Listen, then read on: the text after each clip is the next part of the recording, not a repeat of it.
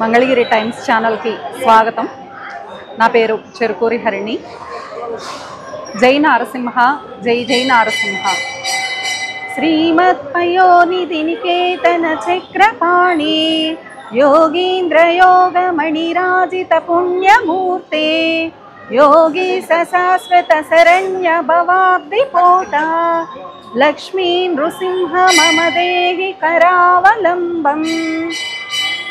గుంటూరు జిల్లా మంగళాద్రి క్షేత్రంలో వేంచేసి ఉన్న శ్రీ లక్ష్మీ నరసింహస్వామి వారి బ్రహ్మోత్సవాలు 5వ తారీఖు అనగా ఈరోజు ఉదయం పెండ్లు కుమారుని ఉత్సవంతో మొదలయ్యి 16వ తారీఖుతో ముగినున్నాయి.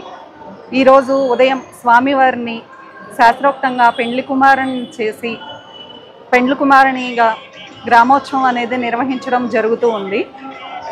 ఈ కార్యక్రమంలో భక్తజనులందరూ కూడా స్వామివారిని దర్శించుకుంటూ ఉంటారు. ప్రతి సంవత్సరం కూడా ఈ ఉత్సవాలు ఎంతో అంగరంగ వైభవంగా జరుగుతూ ఉన్నాయి.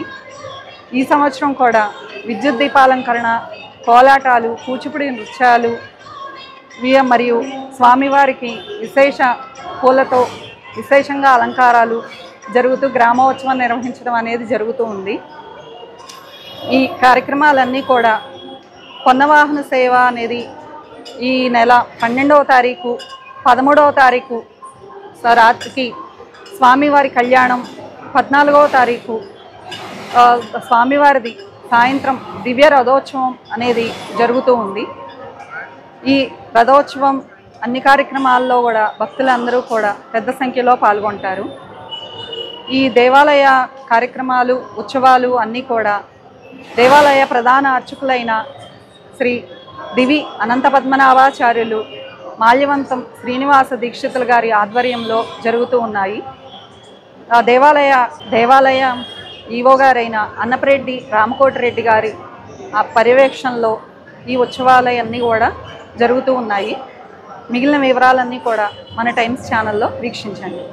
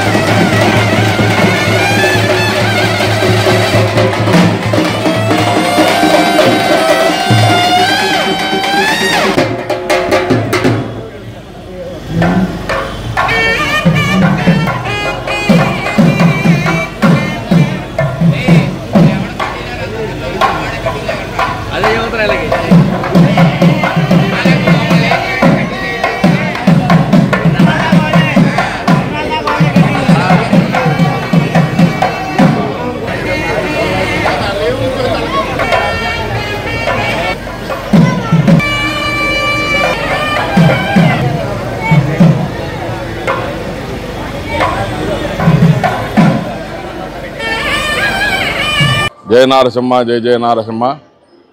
మన మంగళాద్రి క్షేత్రంలో మన మంగళాద్రి పురాధీశ్వరుడు శ్రీ పానకాల లక్ష్మీ నారసింహస్వామి వారి యొక్క బ్రహ్మోత్సవాలు అంగరంగ వైభవంగా ఈ రోజు నుంచి స్వామివారికి పెండ్లి కుమారుడు ఉత్సవంతో మొదలవుతున్న బ్రహ్మోత్సవాలు.